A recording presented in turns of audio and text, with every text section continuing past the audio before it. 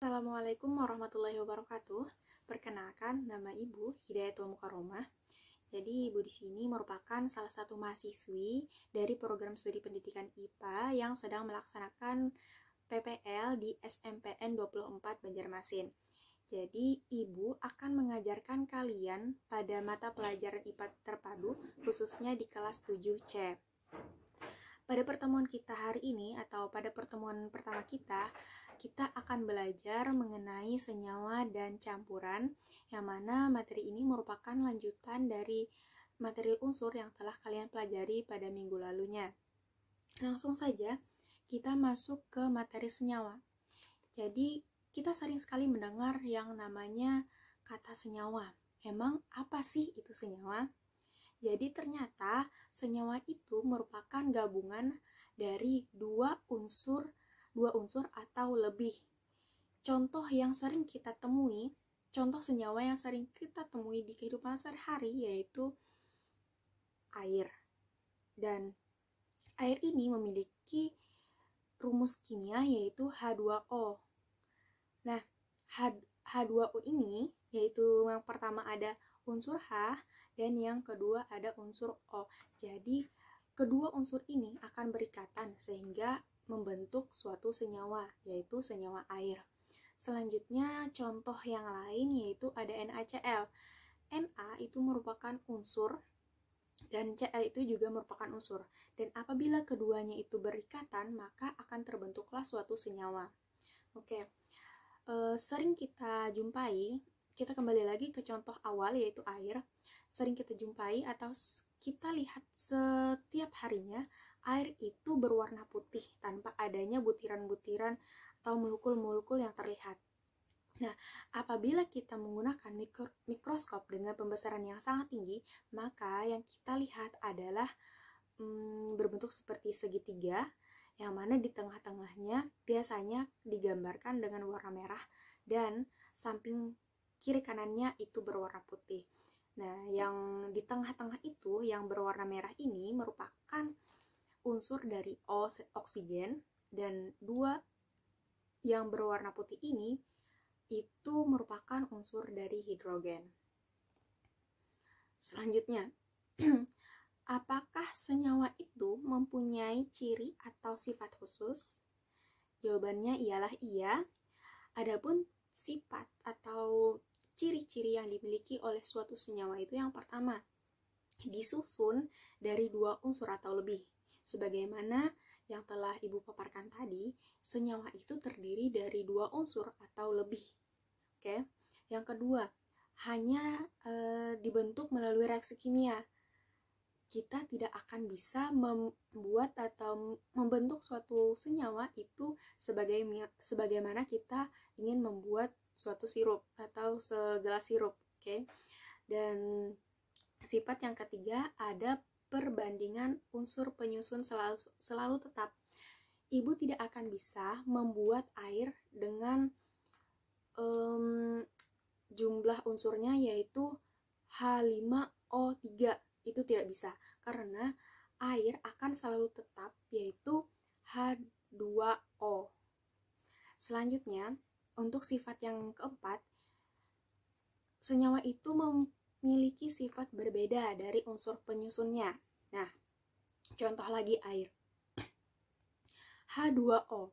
H itu merupakan berwujud gas dan oksigen itu sendiri juga berwujud gas. Namun apabila kedua unsur tersebut berikatan, maka yang terbentuk ialah cair, bukan gas. Jadi yang terakhir sifat yang dimiliki oleh senyawa itu ialah diuraikan melalui reaksi kimia. Jadi sebagaimana pembentukannya, senyawa itu hanya dapat dibentuk melalui proses kimia. Begitu juga dengan proses penguraiannya, yaitu hanya bisa dilakukan dengan proses kimia. Adapun jenis-jenis senyawa itu terdiri dari terbagi menjadi dua, ada yang namanya senyawa organik dan ada yang namanya senyawa anorganik. Senyawa organik. Senyawa ini merupakan senyawa yang tersusun dari unsur-unsur non-logam. Contohnya ialah HCl. Kemudian, senyawa anorganik. Senyawa anorganik merupakan senyawa yang tersusun atas senyawa gabungan unsur logam dan non-logam. Contohnya ialah NaCl atau contoh lainnya ialah CaCl2. Demikian materi untuk senyawa. Selanjutnya kita akan memasuki materi campuran. Oke, campuran ini merupakan suatu materi yang terdiri atas dua zat atau lebih yang masih mempunyai sifat zat asalnya. Nah, contoh sederhana dari campuran yang kita temui di hari-harinya, di setiap hari, bisa itu teh, kopi, dan air sungai. Nah, kemudian campuran itu terbagi menjadi dua golongan. Golongan yang pertama itu homogen dan yang kedua itu campuran heterogen. Nah, untuk homogen ini dinamakan homogen.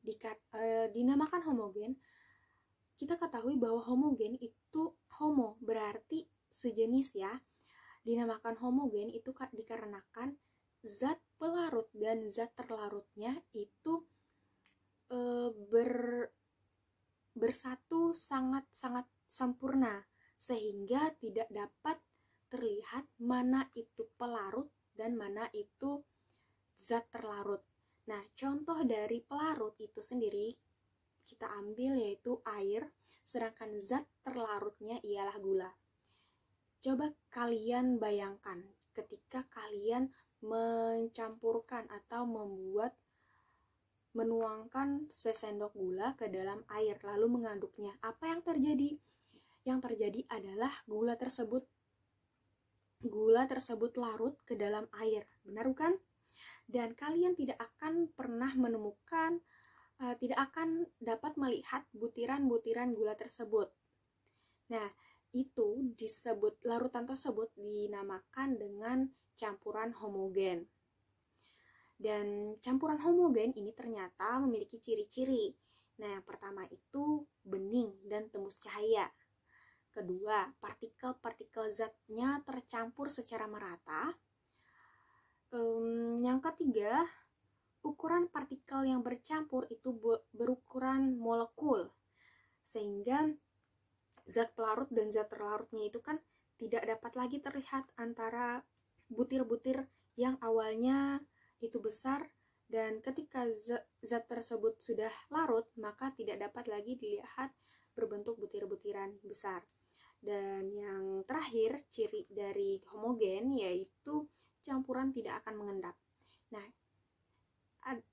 campuran atau larutan gula dan air tadi, jika kalian diamkan selama beberapa menit atau selama beberapa jam, mungkin kalian tidak akan pernah menemukan endapan dalam larutan tersebut karena pelarut atau zat terlarut yaitu gula tersebut telah larut secara sempurna ke dalam air sehingga tidak ada lagi endapan yang dihasilkan. Kemudian untuk campuran heterogen. Campuran heterogen itu merupakan campuran yang masih dapat dibedakan antara zat pelarut dan zat terlarutnya. Dan campuran heterogen ini contoh sederhananya yaitu pasir dan air. Nah, adapun campuran heterogen ini terbagi menjadi dua. Yang pertama itu ada suspensi dan koloid. Nah, untuk jenis yang pertama yaitu suspensi ini zat pelarut zat terlarutnya itu perbedaannya sangat kasar atau sangat-sangat bisa dapat atau sangat-sangat mudah dilihat perbedaannya antara zat pelarut dan zat terlarut. Contohnya tadi, contoh lain aja. Contoh lainnya yaitu air dan minyak. Nah, jika kalian tuangkan minyak ke dalam air, maka kalian dapat melihat bentuk minyak yang tidak dapat menyatu dengan air. Maka campuran tersebut merupakan campuran heterogen yang tergolong ke dalam suspensi. Dan untuk jenis yang koloid, contohnya itu ialah air susu.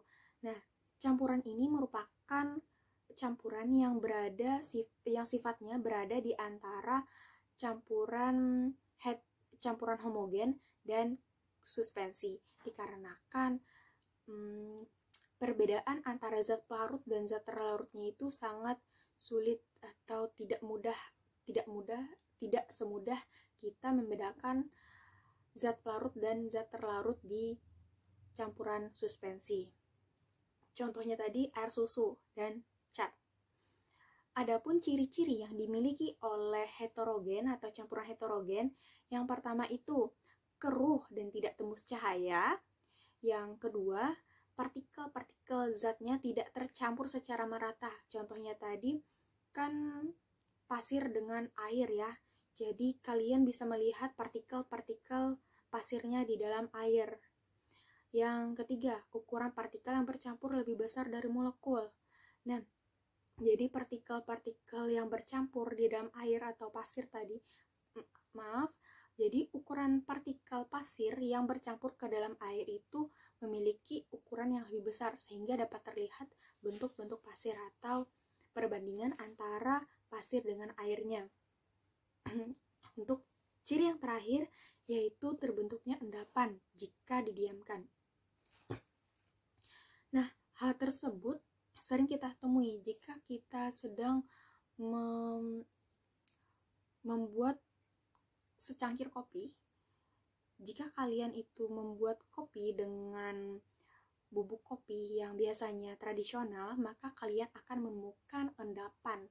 Maka hal tersebut merupakan contoh dari atau ciri-ciri dari campuran heterogen itu sendiri.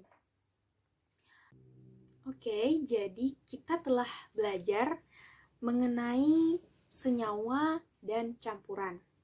Jadi coba kita ingat-ingat kembali. Senyawa itu memiliki ciri-ciri, sedangkan campuran juga memiliki ciri-ciri. Dari ciri-ciri yang mereka miliki dapat kita tarik perbedaan antara keduanya. Perbedaan yang pertama yaitu campuran itu tidak dapat dibentuk melalui reaksi kimia, sedangkan senyawa itu hanya dapat terbentuk melalui reaksi kimia. Perbedaan yang kedua yaitu campuran itu perbandingan massa unsur dan senyawanya tidak tetap, sedangkan ciri yang dimiliki oleh senyawa itu perbandingan massa unsurnya tetap. Perbedaan yang ketiga yang dimiliki oleh keduanya ialah campuran itu tersusun dari beberapa unsur atau beberapa senyawa, sedangkan senyawa itu